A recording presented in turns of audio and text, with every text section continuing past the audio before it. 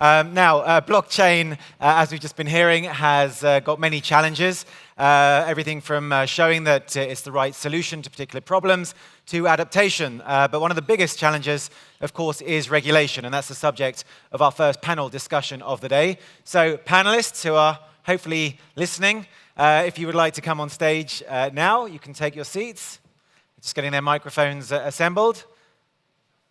They'll be here in a minute. So panelists will be coming on stage now, and I'd like to introduce as well, of course, your moderator for this panel. He is HDC Legal founding partner, Florian Ducomont. Keine Ahnung, wo ich muss sitzen, aber gleich. Ja, jetzt ist es weg. Florian? Florian? Yes. I've already introduced Thank you. Thank you very much. Ladies and gentlemen, this is a great pleasure and honor for me to moderate this high-level panel today on regulatory issues. We are very lucky to have among us, I would say, the best of the lawyers in the place, and the lineup is simply incredible. So today, there's so much to be said on regulatory issues, but with them, I will strive to address the main topics through the lens of two topics. First one, regulatory strategy. What is the best approach to enact a new blockchain law or to adapt the existing legislation? What are the main challenges of the draft DLT legal framework in Switzerland? And the second topic, I think, which is of interest of everybody here, I guess, is the Libra Facebook regulatory issues. How do we tackle them? How do we do with such a global digital currency project? And both in terms of banking, in terms of data protection, and in terms of securities law as well. We're going to address that. But let me first introduce you to my 5 speakers today. So we have Günther Dobritz, who's partner at PwC Zurich, head of PwC Legal Switzerland, and he consulted on various institutions and governments on DLT law and legal frameworks. We have Dr. Luca Müller-Sutter, founding partner at MME, advised the Ethereum Foundation. I think don't have to introduce him too much here. He advised many blockchain projects here in the Crypto Valley. We have Eric Stubb today, partner at Baron Carrer, vice chairman of Goldman Sachs, Switzerland, and board member of the Weizmann Institute of Technology and Science, and also advising Facebook on the Libra project. So we are very happy to have him with us today. Dr. Mikkel Mans, deputy head of the finance and financial systems and market at the Federal Finance Department, head of consultation for the DLT legal framework in Switzerland. And finally, last but not least, Dr. Martin Hess, partner at Wenger & Vieli, member of the working group for drafting the DLT legal framework in Switzerland, and he formerly advised also the Swiss National Bank. I'm Florian Ducomont, and I'm moderating this panel today for you. So we're going to start with the first question to Günther. To regulate or not to regulate, what is the best approach? You advised several governments, including Dubai, on their DLT legal framework. What's the best strategy? Is it to create a new DLT law or to have a principle-based regulation like Switzerland?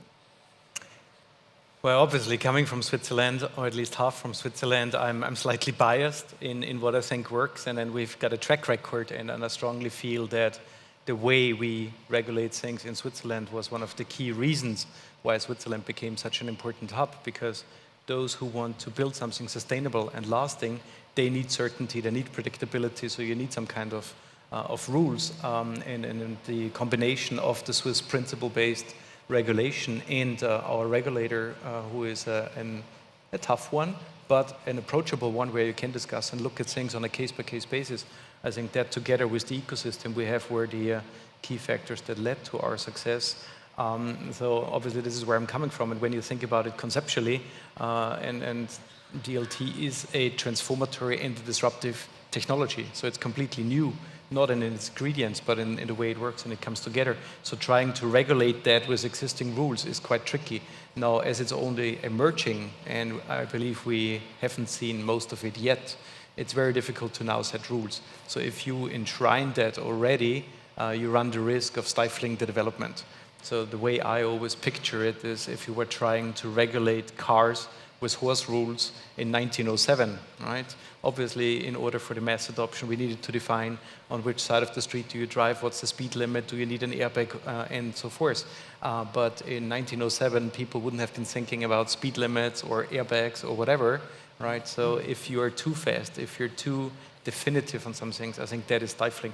So I personally always advocate for a principles-based approach, but that is a huge debate, and I think you also see it now in the creation of the Swiss law, which we'll be hearing about by those more competent, where again, from what I'm hearing from the outside, there are some tendencies to try to create definitions, which is dangerous if you do it too early. So if you have a principles-based regulation together with a regulator who is competent at applying them and willing to look with deep subject matter expertise and technology understanding, that is a winning combination, and also addresses the two needs of providing predictability and certainty with obviously the need to create protection for those exposed to it. Yeah, thank you very much. So this one is for Michael Mans. Can you explain to us the rationale between behind the draft DLT law, and especially behind the introduction of this new DLT market infrastructure license? What was the thought of the government behind that? Yeah, thank you. Maybe just to go one step back, in December, the Swiss government published a comprehensive report in which it laid out the whole strategy and also the whole framework. This has also an educational and a signaling purpose that Switzerland is open to new technologies.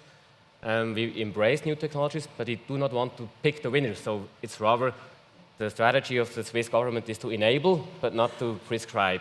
And as was mentioned, we follow a principle-based approach.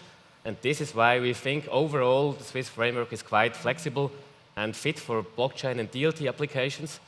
Just as one example, take anti-money laundering provisions. For example, issuing a means of payments is subject to the AML Act. You don't have a list in which you have to look, is there Bitcoin or everything on it? If it's a means of payment, it is subject, and you trust in the authorities and the regulator and the courts that will make a reasonable use of it. Having said that, we have found in this analysis that there are some issues that need to be fixed or improved, also in order to improve legal certainty. And this is now part of this package that is currently still in public consultation. It's not, although we maybe summarize that, it's not a blockchain law, it's a package in which some different laws are slightly amended. It's two things in civil law that we need to improve. One is in the area of bankruptcy law. We need to make sure that in the event of bankruptcy, crypto-based assets can be segregated. It's just to create legal certainty that is really the case. We make that sure with this revision. And the second and very important issue is also in civil law. We need to make sure that digital rights can be transferred within a DLT system. There is in current Swiss law, there is still at least it is debated, there is still a written assignment requirement that we have to get rid of, and we also have to solve some other issues such as good faith, and this will be done with this revision, which will increase legal certainty, and also it's an important step to have shares on DLT. Finally, and this is a slight exception to the tech-neutral approach we usually follow, we also have a new license for financial market infrastructures. This license we propose for two reasons: to enable also new models. We do have licenses now in financial market infrastructure. If you have an asset token, a security token that is traded on a secondary market, you need a license, but it may be that none of the existing license is a good fit. For two reasons. On the one hand, we have a merging, or let's say convergence of trading and post-trading, and nowadays you need for every, if you have a post-trading, trading, exchange, or a CSD, you need separate licenses, separate companies for that. This is not a that's not a good thing. We want to enable that one license for all services.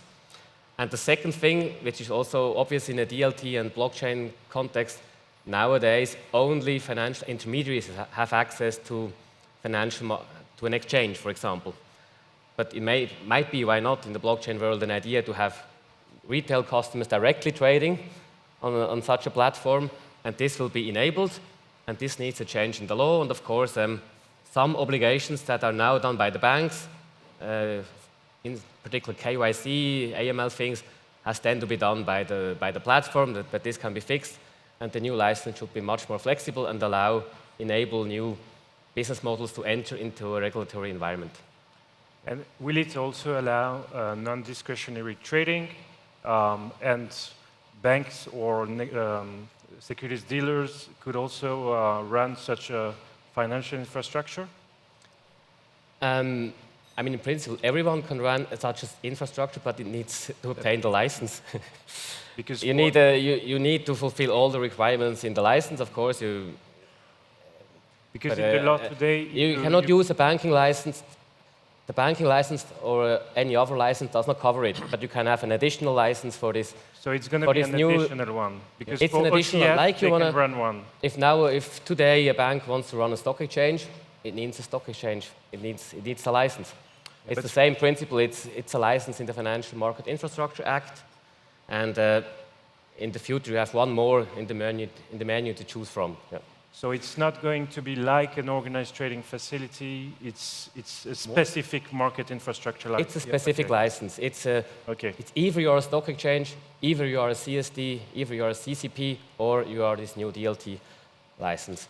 And the reason it's not, maybe the last thing I can say, the reason it's not tech neutral here is sounds a bit strange now because we have problems anyway with the European Union, but we want to be in line with international law, and we didn't want to touch the existing licenses. They are actually accepted, they are equivalent with European law, with international standards, and this is a new one, and so it would have been feasible. We didn't want to touch the old one.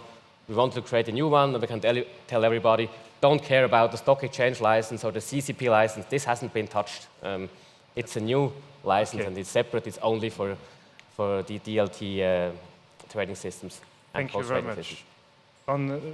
Still on this draft law, amendment of the law, Martin, as expert in the federal working group, can you please explain the rationale behind the amendment of the Code of Obligation? What will be the impact for the issuance and then for trading of security tokens? Of course, with pleasure. The approach is a very simple one. You have certificates which can be transferred. You have uncertificated claims which are considered as negotiable securities. Now, if you have the token economy, where you transfer tokens on a register, it's more or less the same, just the functionality is different. So the idea behind this law is it's a pure civil law. It has nothing to do with regulatory law. And we add a fourth category in the Swiss Code of Obligations and another negotiable security, which is currently called DLT security, which is not it's for me not really the name I like, but that's the target of it. So you can issue tokens, and you can, to make sure only non-native tokens are suitable for that. Native tokens like Bitcoin or Ether, they don't fit into that. But all the others, you can issue a token, and you have then a DLT, and there are three purposes which must be fulfilled in this. You must have legal certainty who is entitled. You must have legal certainty when you transfer it. The transfer on the blockchain is a transfer of the right, and by this all these discussions about assignment and so on in written form are solved. And third, there is a protection of good faith. You can rely on what is in the blockchain or in the DLT. This is the reason behind. The federation has then started drafting many more language to it and tackled very difficult issues, just as declaring void a token and such things. That's courageous because that's a new item and it's difficult. But once we have that, I think we can provide certainty to a part of the token world, legal certainty, which makes Switzerland attractive. Thank you. And with respect to bankruptcy law, what's the reason for treating differently digital assets held on omnibus accounts from traditional securities held the same way? Does that have an impact on actually the way bank will hold security tokens? And that could have a negative impact then on the capital requirements and if it has to be held on balance sheets. What's the reason for this differentiated treatment in the draft law? Frankly speaking, I do not understand because it's not my view. Okay, I mean, so glad to hear. A more extended response is the drafters of this consultation paper, they followed an approach for title in rem, in goods. And they applied that also to financial instruments. But if you look at what we have currently in the Banking Act and in the Federal Law on Intermediated Securities, we have a clear option for segregation for omnibus accounts, and we cannot give that up. That would be to the detriment of the Swiss marketplace. Exactly. That's my opinion as well. So we push hard against it when we hand in our response to the consultation. Mm-hmm. Great. Glad to hear that it's taken into account. Michael, to close on the consultation period will be over end of this week. What are the next steps? When can we expect the new law to enter in force? So the next steps will be to look at all the answers. We already got many valuable inputs. Also, some have asked for prolongation already.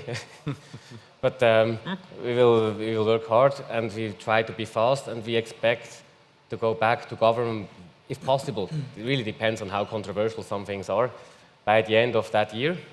So then government would issue a dispatch to Parliament and next year it could be treated in Parliament, and then it depends a bit on how fast it is treated in Parliament. Ideally, by the end of next year, it's gone through and can enter into force, but this really depends a bit on how the discussion in Parliament goes. Yeah. But in the best case, it's end of this year, we have the dispatch from the government to Parliament. Next year, it's in Parliament, and in the end of the year, it's gone through and can enter into force either in 1st of January of 2021 or that would be something later. At the same time as the revision of the company law, so it could make sense, actually. Let's move to the Libra case, as we have the chance to have Eric with us. If you read the Libra white paper, it's mentioned Switzerland has a history of global neutrality and openness to blockchain technology, and the association strives to be a neutral international institution, hence the choice of Switzerland.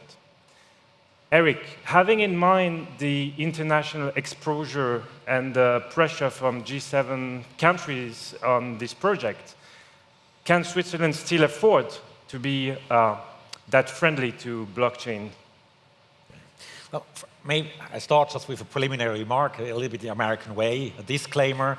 What I'm saying here is really my personal opinion. I'm not talking on behalf of anyone, to make that clear.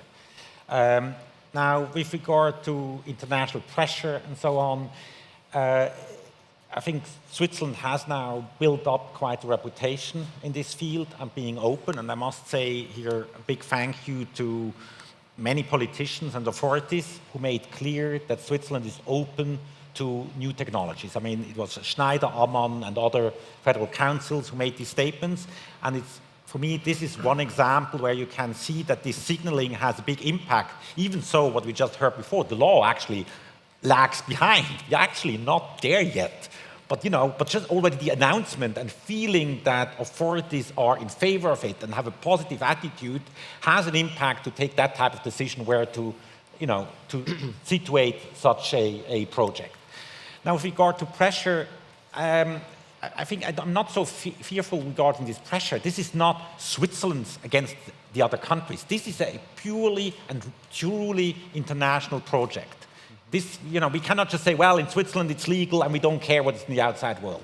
So whatever this project at the end of the day will look like, this will be compliant with all the major jurisdictions and having the sign-off wherever needed from those jurisdictions.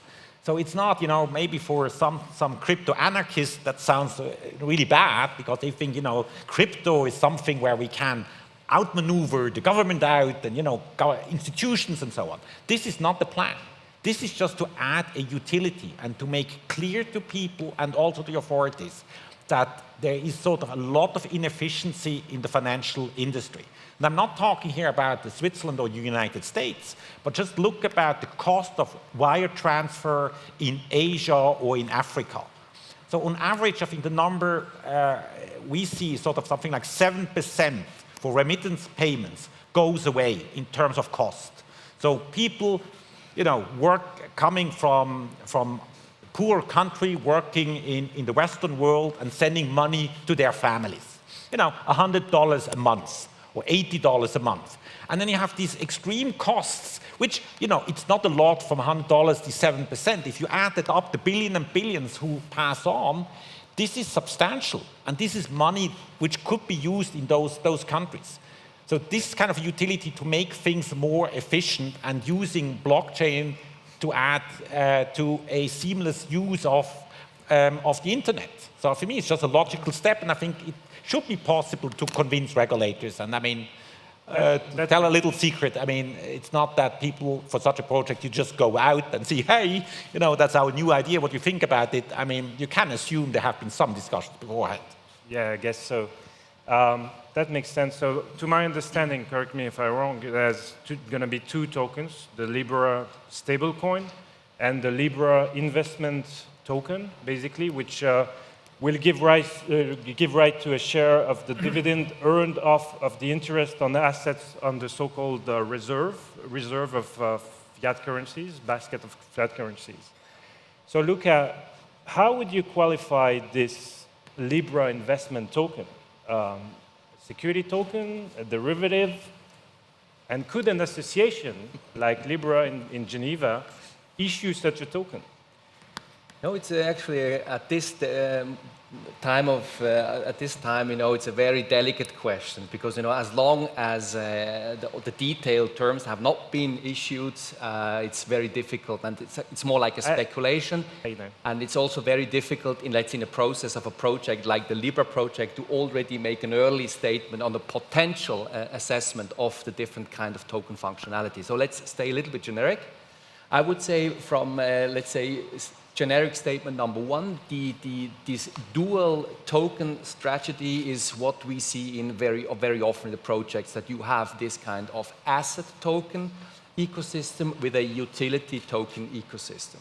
So the asset token ecosystem, and actually both are what we call the BCP2s. These are the rights-carrying counterparty token class, which is, as you mentioned, it's not a typical crypto decentralized project. It's using technology to increase efficiency. So for the investment token part, it's clearly, yes, it's very likely to be a security under several jurisdictions. It has to be tested under several jurisdictions, but what we can say, it is very likely that it would fall under the qualification of a security. And the payment, the payment token is a bit different because the utility aspect is there more relevant. And here, again, we have a different regime in Switzerland than, for example, in Europe. In Europe, we have the advantage that we can use the e-money directive, which makes it much more easy, has a reflection on the civil concept. We in Switzerland, we have to draft it and to set it up on a contractual basis, and depending on the contractual setup of such a stable coin functionality, it can be a security, it can be a financial instrument, derivative, whatever. Okay, thank you. Back to Martin. So we read in the press that the G7 group will look into a range of challenges raised by the emergence of stablecoin, including on the regulatory front. As former legal advisor of the Swiss National Bank, is a stablecoin like Libra representing a real threat to national banks and to the exclusive right of nations to issue money? That's a good question, but I also have to be careful because based on 16 pages white paper, I cannot answer it in that. What you have to see is Libra and the Libra Reserve are not a central bank. They issue, in my eyes, a means of payment. But they back it, to stabilize it, they have the reserve fund, and the reserve fund consists of fiat money only. So just for the reserve fund, central banks are needed. So they cannot outperform them.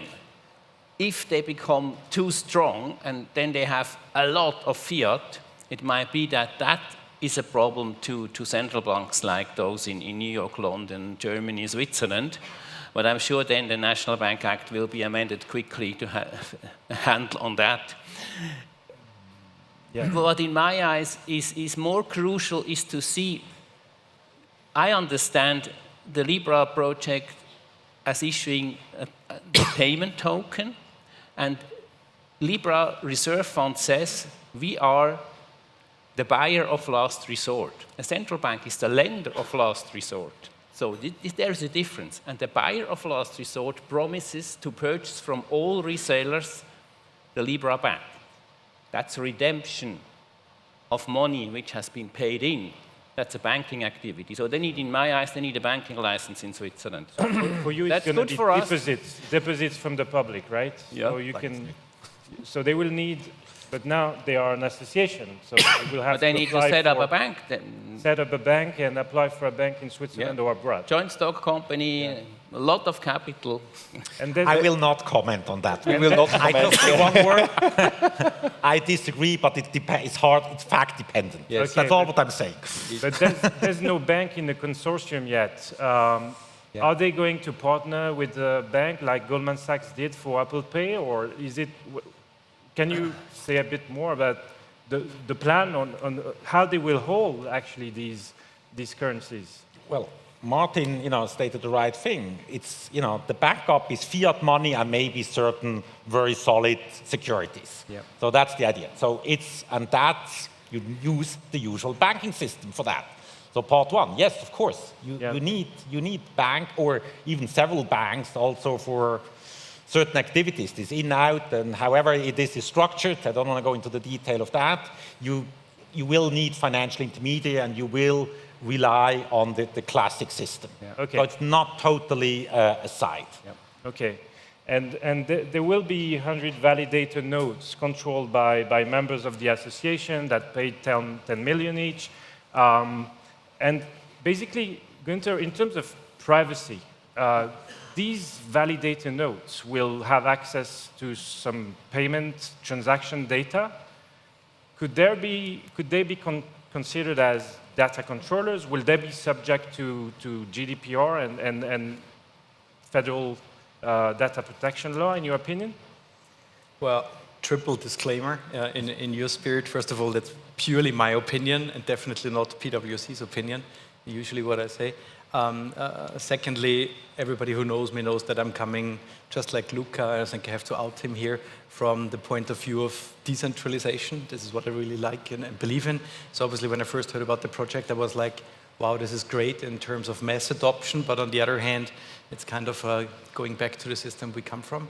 And one of the things is that it's helpful because if I believe one thing, and if there's one company out there that by now knows how to deal with data protection and the importance thereof, then it's Facebook. right? So I think they got their act together. The fact that they're working with people like our friend here also gives faith and others that we don't know about publicly that they want to do the right things. So, but to your actual question, I believe yes. Also, when we look at this consortium, first of all, other personal opinion, I think the unbanking the bank is a Trojan horse. I think it's a great thing, but we're still living in a world where we're spending more money on the development of dating apps than on educating the uneducated and on banking the unbanked. So when you look at the consortium, I think the biggest chance of that, and as a former VC, obviously I see the business potential of that, is to connect all of those dots and to create an economy that will basically deal on data.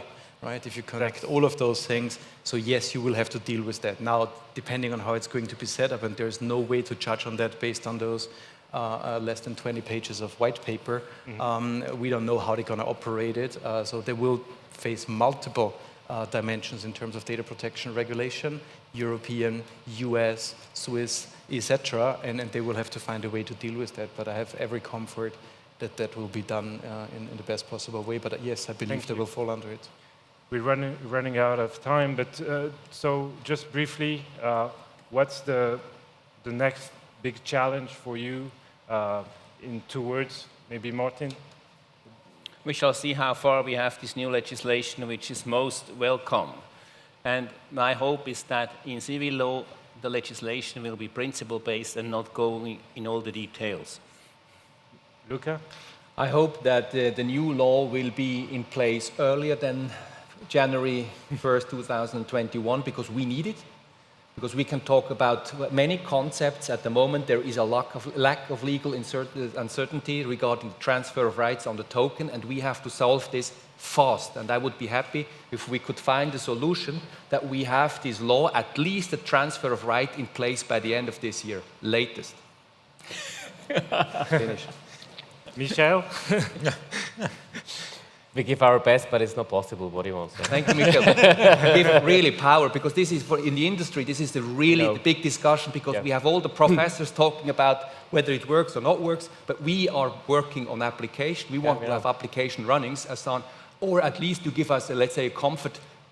At the moment, you can do it. You know the Swiss constitution. We also, for every new law, we have to wait for 100 days for people to collect signatures and so on. There are procedures. Yeah? But Mag, speed it up, thank you. And maybe the last word to Eric as a board member of Weizmann Institute. What's next in terms of technology? Well, that I don't know, but talking to some of the world best researchers in various fields, what's in the pipeline is amazing. And I think even blockchain will be just a small thing. I mean, you take artificial intelligence, impact on healthcare, many things. I think 20, 30 years down the road, we'll look back and say that this was like, the Middle Age, how we, for example, treated patients, where you go to a doctor and you ask how you feel, what's the problem, instead of having something data-driven and data-based. So I think that will be huge impacts and huge differences in the future, how next generation will live compared to us. Thank you very much to all of you, and thank you to everybody here.